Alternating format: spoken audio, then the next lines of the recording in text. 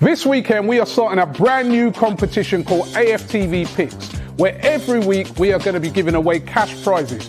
You can win yourself the share of up to £1,000 by simply entering our free competition. Yeah, it's free to enter. You don't have to spend a penny and you can win yourself a share of £1,000. And guess what? Because it's the North London Derby, we're also giving away one of these bad boys, a brand new PS5. Especially for you, for free. So yo, what are you waiting for? Enter the competition right now. All you gotta be is over 18 and answer a few questions around the North London Derby, and the PS5 could be yours, and a share of £1,000. The link is in the description. So what are you waiting for, man? Yeah? Why are you still sitting there? Enter now! Hi guys, welcome back to AFTV News Daily. It's me today on my own. Cecil's not here. I'll tell you a little bit more about Cecil and what he's doing today actually in a second. But first of all, I mean, guys, yeah, go sign up for that competition. It's a bit of a no-brainer. I've got to say, like, when it all happened, I was thinking, bloody, that's a pretty hefty prize, isn't it? But if you can do it on your phones, get AFTV.mobi. I'm just getting it up here. You can get it downloaded straight to your home screen as a sort of app. It'd be nice if my phone would work. And then here, you'll find it on your home screen. AFTV Picks.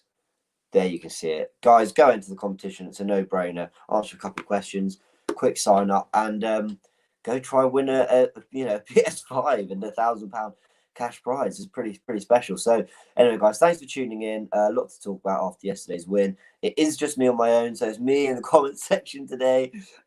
Just a bit of back and forth. Let's have a bit of fun. Quite a lot to talk about, and hopefully some good vibes after what we saw yesterday. Now, Cecil's not with me because he's with basically Cecil. He's sort of made a business basically.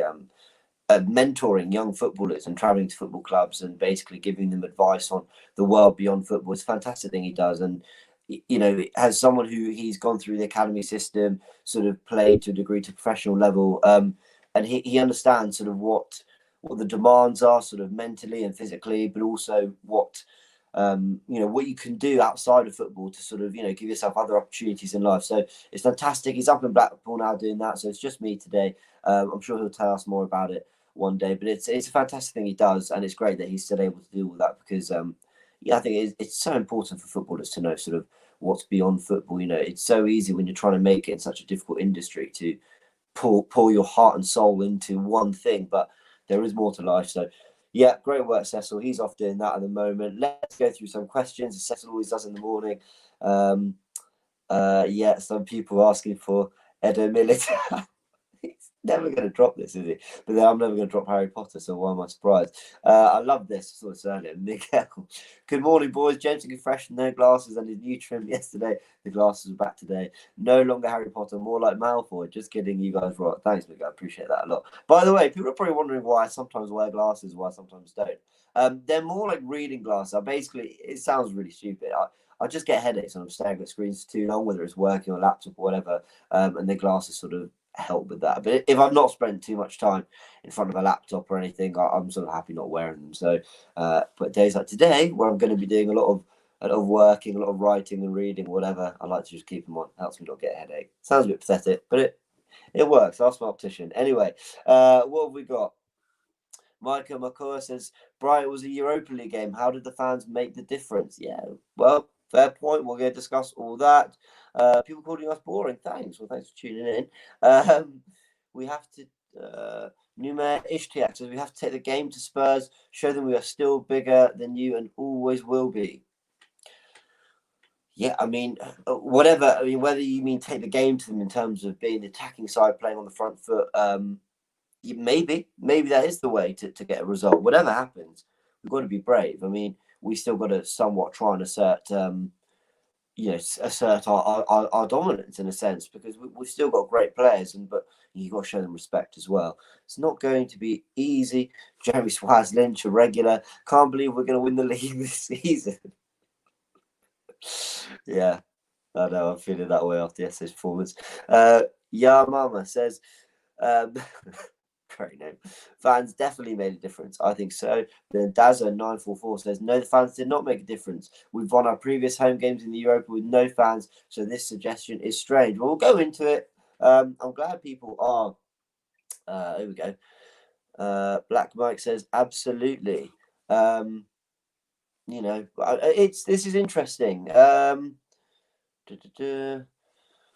Mikel Fardette is a regular. Hi lads, great result yesterday. Thanks to me.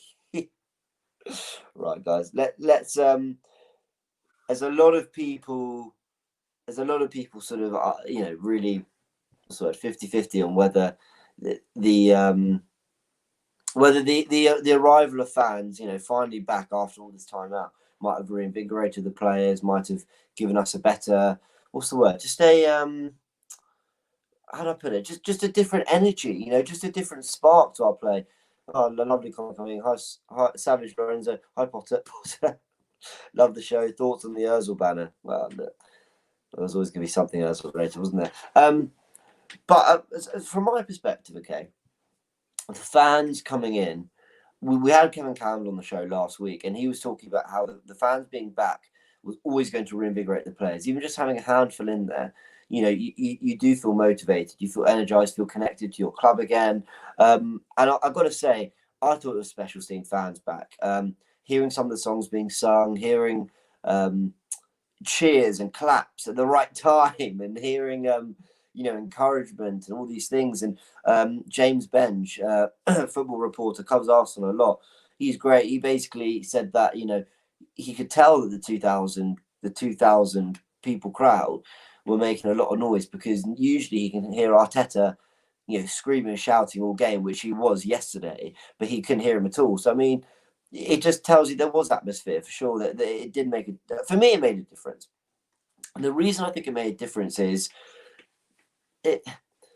we knew, because others have made the comment quite rightly, we've won all 4 of our other Europa League games before this. So, in terms of result, there's no evidence. But I think you can see in the performance, we've not played that well in the Europa League in the other games. And Molde and Dundalk are arguably easier opponents than Rapid Vienna. I mean, debatably. I mean, with all due respect to Dundalk, they certainly should have been. But we did not make as light work of those two at home, or in any of the other ties, as we did Rapid Vienna yesterday. I thought we were excellent. The football was really good. That's not to get carried away. That's not to say Arsenal are back and that Arteta's found the winning formula and we're going to win on Sunday. It's nothing to do with all that. It's just in terms of who we faced yesterday, what we came up against, and the football we played, and the one touch, the movement, the balance, the positions the players were in. The balance was, endlessly better. It was so much better. Now, maybe that's the Arsenal players understanding what Arteta wants and clicking better. It's also potentially, the fans being back and just players wanting something to prove. I thought Maitland-Niles was excellent in central midfield. I thought Reece Nelson looked bright. Pepe really looked bright as well. Lacazette dropping in was superb. There was a lot I really enjoyed. So it was a good performance. I personally think the fans made a difference. Let's see what people say. Miguel, again, thank you. Team played well yesterday because they didn't want to disappoint the Emirates crowd after so long, and because the team was more relaxed because we're through. Yeah, I think that was maybe a part of it too. What else have we got? Josh Rickard says, man said Bellerin is the best right back. I'm not sure I ever did say that, but maybe you're not talking about me. We will win the NLD, says Aaron Cole. We've got a super chat. If I just get up, Jeremy Suarez Lynch, once again, thank you very much. From our results, there's nothing backing it, but it was so much quicker. There was much more quicker, intense football, and I agree. It was a performance that you don't want to take too much encouragement out of, because we beat Molde 3-0, then we lost to Wolves. We beat, who else? We had some good Europa League wins and responded with just absolute trash in the Premier League. So you don't want to get too excited. But the football and what we were doing yesterday was better. It was, you're talking identity and you're talking about sort of the way you want to play and stuff. That was much more in the direction of what we were looking for. And it was better than the other Europa League games. Yeah, there might be other factors, like the fact we've already qualified. We're at home with fans. Rapid Vienna aren't a great side, let's be honest. But, we still got the job done and played well. What else have we got? Having a little look.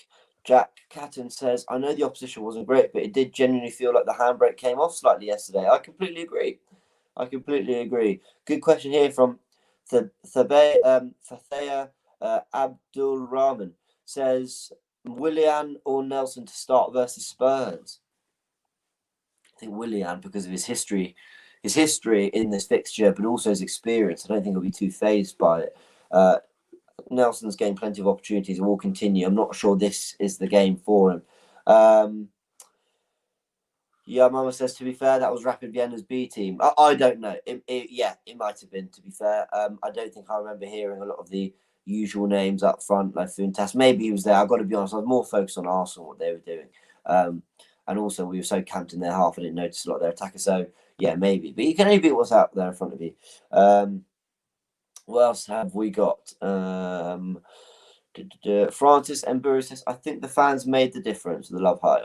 I think they did. I think they did make it, or at least play a part. Personally, yeah, no, I completely agree. Thanks for the comment. We've got Isaac Yang. There's always one. Let's have a little look. Arteta out. I mean, look, fair enough if you still feel that. I'm not saying a win in the Europa League should change that too much, but let's just remember in terms of downing tools when it comes to players. You know, when we were suffering under Emery, the performances dipped across the board. It wasn't just the Premier League; it was the Europa League. Everyone remembers that night against Frankfurt at the Emirates. No, that was bad. And I always thought, wow, if you can't even turn up for this, then there's something seriously worrying. So, yeah, the players having down tools. I think, do you know what? I think that was evident from last night. The players having down tools. And I'm not saying they're necessarily backing Arteta. I have no idea. But I don't think they're looking like they want a new manager or they want something changed. I think the players and the manager will pull together and try and sort this out internally without any need for drastic changes or anything. Tell you what, the only drastic changes we need are more signings, quite frankly. But it was it was good. I thought the players responded well, and a lot of them had a point to prove and want to. You know, a lot of them don't even have a point to prove, but they just want to fight for their place in the North London derby, and I understand that. Antonio Gama says, "Morning, James. How about Pablo Mari? Great comeback. Would have liked to see Balogun play more minutes. Hopefully he starts next Thursday." Yeah, spot on. I agree with absolutely all that. Would love to see Balogun play a bit more, but I think we've got to understand that it's going to take time. Smith Rowe did get a good 25 minutes, maybe a bit more, which was good. And Pablo Mari was superb. I mean, look, it was first game back, so that was very encouraging. Other thing to sort of really consider is again the opposition and how much we dominated. He didn't have too much to do. There were a few bad moments. I don't want to say bad, dodgy moments where he just lost his footing a bit, whatever. But it's just getting back into the flow and everything. So won't go in hard over that. But I thought he was excellent. I really do. He was. I thought he was very cultured on the ball. He was very brave. His passing range was lovely. He looked like a bit of a captain out there. When he got the armband, I wasn't overly surprised. I mean, and it's clear Arteta really likes him and really rates him. So, yeah, delighted. Maybe him and Gabriel could form a bit of a partnership. I know people talk about that awkward sort of having two left footers, but you can have two right footers. So why not? I think just because it's slightly more unorthodox, you don't see it as much. People aren't always as sure about it, but why not? I mean, Mari looked good. He did look very good. Again, got to take into account the opposition. So boring, said all the time, but you know, he was very, very good. River Wild says, "Morning, lads. Who played their way into our regular 11, and can we replicate the style of play in the league?" Well, I'm going to answer that by taking another comment from Shackville Turner. Cedric or Bellerin? Right. So I personally think Cedric's really playing his way into the starting 11. I really do. I think defensively, there's not a lot in it between the two of them. Obviously, Bellerin's got the recovery, but I also think Cedric's a bit harder to get around in the first place. In terms of going forward, yet Bellerin's got that pace and he's very good at making that run from out to in.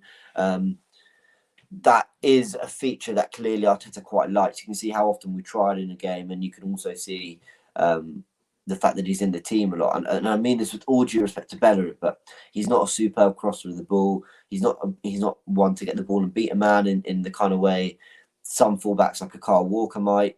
It is that run from out to in that is his real weapon. And you know, maybe he carries out instruction very well or whatever. So, you know, those are why Bellerin's probably in the team. But when it comes to Cedric, maybe he's not got that run from out to in terms of that pace like Bellerin does. But he's a very cultured footballer. I mean, he's a really I really liked him yesterday. Just some lovely little turns to get around men. Played some lovely passes. His crossing is the best. I wouldn't say at the club, but I mean, no, Pepe, but it's up there. I mean, he's one of our better crossers. So I'd like to see Cedric start on Sunday. I really would, and I got to say, I was happy with the signing back when we did it. A lot of people were unsure because of, the agent involved and what it meant, where the club just being used. I never really had that feeling about it. I was always quite happy having Bellerin having Cedric in the squad as a backup, and now hopefully pushing for a place, because I don't think Bellerin's making it his own. I think Maitland-Niles wants to play midfield and really impressed yesterday. He's another one who, answering the earlier question, we've got it here. Who's played their way into the regular 11? Yeah, maybe Maitland-Niles. Can we replicate that style of play in the league? I mean, I think we can, but I think no, I'm going to change my answer. No, I don't think we can with the current group. And I'm not going to let one Europa League game change my mind. I was quite savage about it in the build-up show with Cecil. I was quite harsh in my fan cam as well after the game against Wolves, where I said, maybe we've got to accept that some of these players aren't good enough, or at least aren't what Mikel Arteta wants and needs to play the kind of football he wants. Knowing that, does yesterday, or feeling that, does yesterday's performance change my mind about that? Not really. So I don't think we're going to suddenly play expansive football. I think yesterday was almost like a showcase. This is what we can do. This is how I want to play. But be patient. We've got other things we need to do first, and getting it right at the back and digging the result out on White Hart Lane, or whatever it's called, the Tottenham Hotspur Stadium, is priority. So that's the question, River Wild. Let's take some others. Ibrahim J. Elmi says 4-4-1-1. El Neni is a right midfielder to cover for Bellerin, with Partey and Xhaka in the midfield. I've got to say, El Neni is right midfield to cover for Bellerin. Yeah, he's done that before. Bellerin, Partey and Xhaka in midfield. So who's the 10? So anyway, but thanks for your comment. I personally wouldn't have Xhaka in my midfield. I just think Spurs will be all over us and he might be exposed. So I'm not sure about that personally. KD, can we start with Mario and Cedric?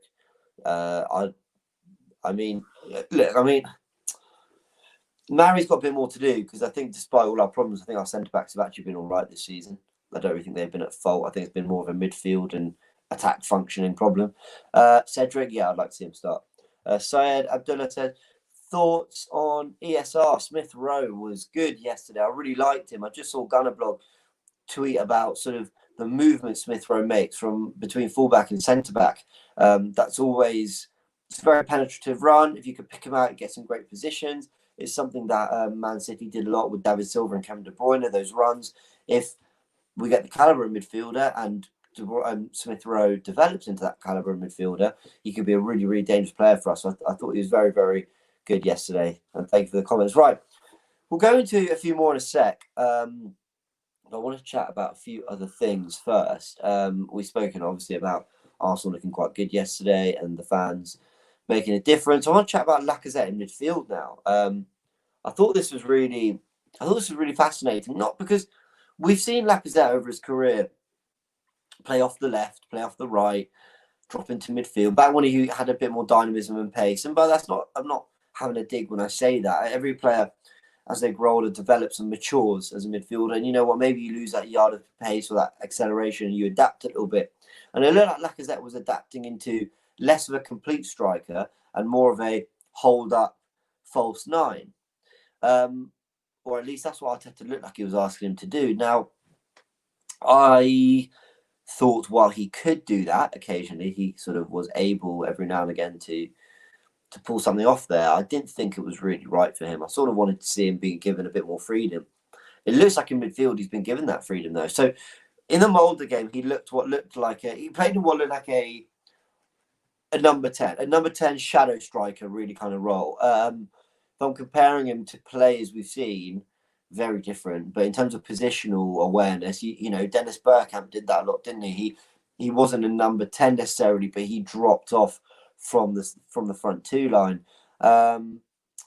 Who else did we have? I mean, if you're talking about them lot down the road, Dele Alli was more of a midfielder who played sort of as a shadow striker running and beyond. I'm not sure Lacazette did that too much in terms of running and beyond. But we know he's got the ability to do that, having played as a striker. So, yeah, I've got to say, I thought Lacazette was brilliant, but he wasn't playing as that sort of 10, that sort of shadow striker. He was playing more in midfield. Guys, send in your comments. I mean, I know there's a lot of conversation going on in the comments. It always is. Reece Nelson is a poor man's Jadon Sancho. Trust Tejaz Borkar to be here on the stream every morning. Love the support. And he's always here with some wonderful takes. I love that. Oh, sorry, I've read that wrong. Reece Nelson. Oh, sorry, I was reading that as Jadon Sancho as a poor man's Reece Nelson. Sorry. It's early in the morning, guys. We had late night. Forgive me. I mean, no, I've got to defend Reece. He's not had as much opportunity. Of course, Jadon Sancho's a quality player, but I'm sure there's some chat going on in the group chat. That's why you guys are chatting about it. But now, come on, big up Reece Nelson. He's not. I appreciate he's not had as many opportunities as we'd like, but he's looking all right when he is playing. He was really good yesterday. So, sorry, I brought that up because I thought you were defending Reece Nelson, but no, apparently not. Anyway, early in the morning, you can watch over the comments. You got a chat. There's a lot going on, guys. Forgive me. But yeah, guys, chat to me about Laka because is there a role for him in midfield? You know, he looked quite good. He was dropping in really deep, playing as an 8. Really, when we had the ball, he was able to get forward. I thought he was good. I really did like his performance. He was picking out some lovely passes, but he was against Mulder as well. I thought his performance against Mulder went really under the radar. If you watch my fan cam, I did say I thought he looked quite good. I was surprised he didn't get more of an opportunity against Wolves. Not just getting the 10 minutes he got, but also just getting more time on the pitch. I thought he'd been good value for it, but. Hey ho, Savage Lorenzo. He starts on Sunday, in my opinion. This is Lacazette we're obviously talking about now. So yeah, I think I agree. Adam Capruto Ali. Guys, let's not get carried away. We will come crashing down on Sunday. I really hope we won't.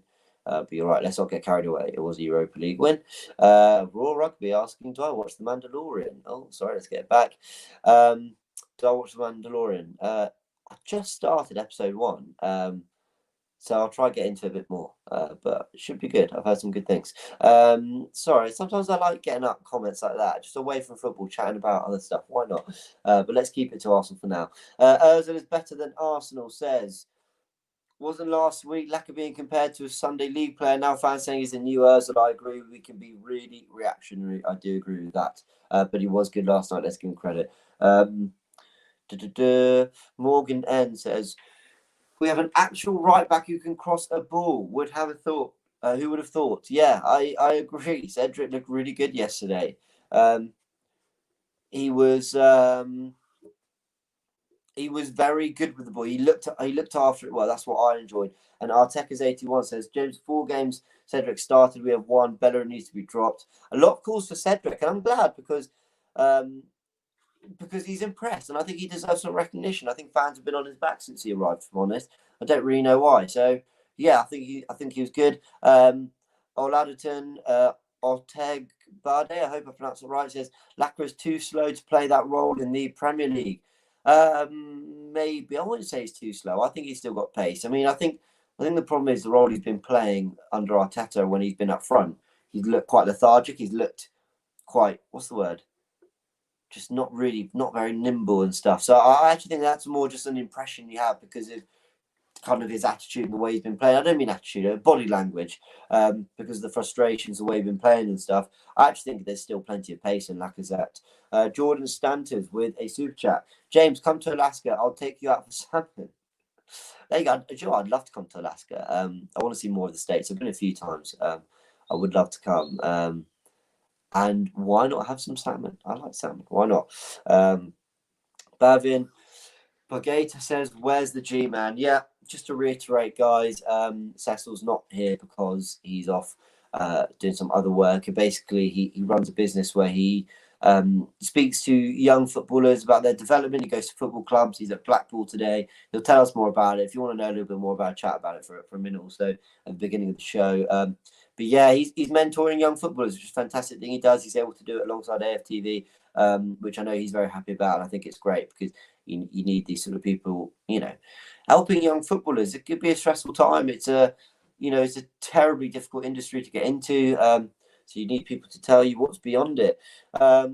let's chat about. We've got 5 minutes left. Let's chat about Thomas Partey, who is supposedly back in training today, according to Arteta. Now, this has been fun, isn't it? Because he got injured against Villa. He played the rest of the half. He looked fine. It wasn't his best performance, but he looked fine. He came off. Arteta said it was sort of precautionary and he had an injury, but whatever, international break happens. He doesn't go away with Ghana. We're thinking that's quite good. He's going to rehabilitate and look after himself. Leeds comes around and he's not available. That's a little bit worrying. They said there's maybe been a little bit of a setback. They don't really say too much. We have Mould and then we have Wolves come up, still not fit. Arteta then reveals that it could be a few more games still, and that is, not looking good. And we're hearing reports that he could be out for the rest of 2020, and it's not looking great. Partey then, AFC Bell, amongst all this, has been tweeting saying that he is going to be back for. By the way, after AFC Bell called the Partey transfer, been so spot on with everything they've said, you've got to take what they say seriously. We really do. I know we don't know who they are, where it's come from, but we've got to take them seriously. So AFC Bell have been on the other side. They said that Partey would be fit for the Leeds game. He wasn't. I think they did admit he wouldn't be fit for Wolves. And then they said that there was maybe a chance that he. But they did. In fairness, they do explain themselves. They do say there's been a minor setback or whatever. I really like the AFC Bell. I want to get out there.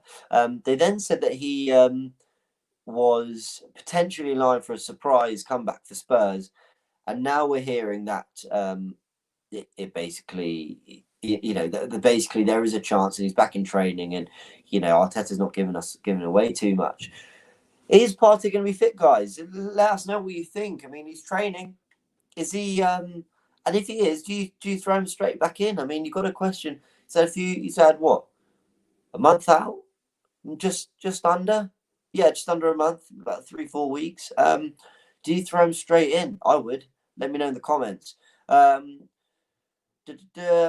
Edmund with a super chat. James looks more like Harry Potter or Adrian Mould. I don't know who Adrian Mould is, but thank you. Priyansh Mahajan says Partey should start with Elneny in midfield. I'm inclined to agree with that. I'd like to see Sabah still in there. I mean, you see with Sabah what he can do when there's movement on the pitch, the passes he can pick out. I thought he was superb yesterday. Again, I know it's the opposition, blah, blah, blah, blah, but he was still very good. Let's give him credit. He impressed. And I think with better movement around him, he will thrive.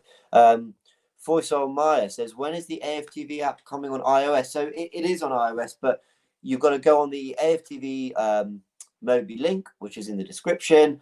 Download it straight to your home screen, and it's a perfectly functioning app that functions like any other app. You just got to download it from the website rather than Google Store or what's it called iStore. What's the? I've got an Android. What's the iOS version called? You'll know, the App Store. I'm being stupid. There you go. So you can download it. What other things have we got? Riggin says Danny made a few quality passes in behind yesterday. Yeah, I thought he did. I thought he was excellent. I thought he was brilliant. Savage Lorenzo again. Sabas was so creative last night. The movement was good. Nasir Muhammad Bornoma says, I saw tactical changes and commitment. I think commitment is it maybe of each and every player. What a great performance, great gunners. Yeah, I agree. They were fantastic. The commitment was good. The football was fantastic. We should be really happy about it. But look, guys, that pretty much rounds off the show. Thanks for your comments. We've got just one more here. Bro Techers says Thomas Partey has to come in straight away. And Anunai Gupta says, how about Aiden Smith and Nasi look great in midfield? Yeah, he absolutely was. Superb. Guys, thank you for your comments. Thank you for tuning in. Remember, you can win a PS5 and £1,000 cash prize. Just there it is. There's the advert. And then go down below into the description. You see how you can do that off our AFTV.mobi app. But guys, I mean, it's an amazing opportunity. Just throw your hat in the ring. Why not? I mean, you could get lucky. It's absolutely free to enter. So go ahead and do that. In terms of Arsenal, it's not just nice to win. It's nice to see a really invigorated performance. Yesterday, yes, Europa League football is what it is, but yesterday was kind of more than that. It was not behind closed doors in a sort of a bit of a dreary, just find a way to win kind of way. It was really good football with fans. It was a nice occasion. Wasn't the same as what we used to, from back in March, but it's a step in the right direction, and hopefully the fans have how do I put it? Hopefully the fans have felt like they've got a bit more connected to the club again. Hopefully the players feel the same way back too. The nice applause between them was lovely, I thought, at the start of the game. And now hopefully Arsenal fans sort of know a little bit more what to expect from Sunday, because I think, understanding what a 2,000 crowd noise can generate in a stadium, obviously Spurs fans are probably going to be a lot louder than that for North London Derby Day, let's be honest. But I thought the Arsenal fans were great. So, guys, thank you very much. I'm going to leave you with this ad for our last episode of How's Your Touch. Episode 3 came out. I mean, I've got to say they have so much fun with this. So give this a watch. Do tune in. It's all on the AFTV VIP, AFTV.mobi app. Guys, it's been great chatting. Thanks for looking after me on my own. Not had my buddy here, but it's still been fun anyway. Cheers, and yeah, come on, let's get some form ahead of the North London Derby, filming all sorts of previews today, and tune in tomorrow and tonight for more live shows. Thanks, guys. See you in the next one. Heads! Oh. This week's challenge is the two-touch challenge. To the left of me, we have the fan. You nervous? Yeah, a little bit. And to the right of me, we have the influencers. Oh! And they're going up against me, the host. We're going again, yeah? So how'd you feel?